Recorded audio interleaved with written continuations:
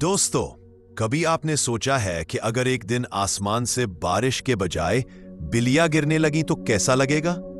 यकीन करना मुश्किल है, लेकिन ऐसा वाकई 1950 में हो चुका है, और वो भी 14,000 जिंदा बिल्लियां। जगह थी बोर्नियो, मौजूदा मलेशिया का एक इलाका। एक दिन मकामी लोग आसमान की तरफ देखते ही हैरत में डूब गए।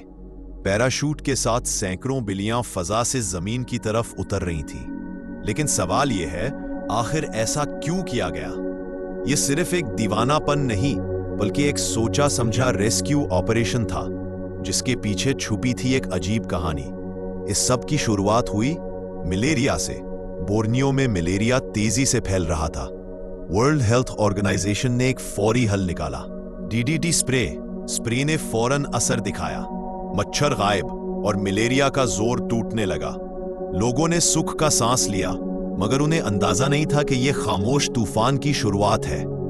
चंद ही हफ्तों में हालात यकसर बदलने लगे।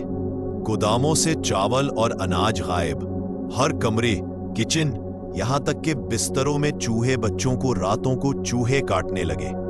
खड़ी फसलें बर्बाद और ताउन के आसार नजर आने। तहकीकात हुई तो असल हकीकत सामने आई। डीडीटी के स्प्रे से सिर्फ मच्छर नहीं मरे थे, बल्कि वो छिपकलियां भी मर गई थीं, जो आमतौर पर चूहे खाकर तादाद काबू में रखती थी। और चूंकि बिल्लियां उन छिपकलियों को खा गई थीं, जहर उन तक भी पहुंचा और बिल्लियां मरने लगी।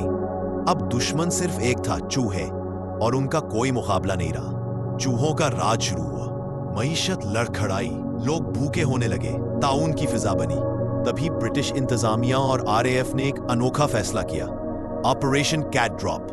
14,000 बिल्लियों को सिंगापुर से लाया गया। उन्हें पैराशूट से आसमान से जमीन पर उतारा गया।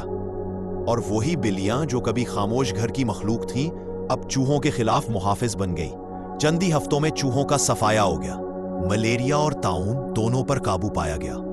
आज भी दुनिया भर की यूनिवर्सिटियों में इस वाकया को पढ़ाया जाता है, बतौर सिस्टम्स थिंकिंग केस स्टडी।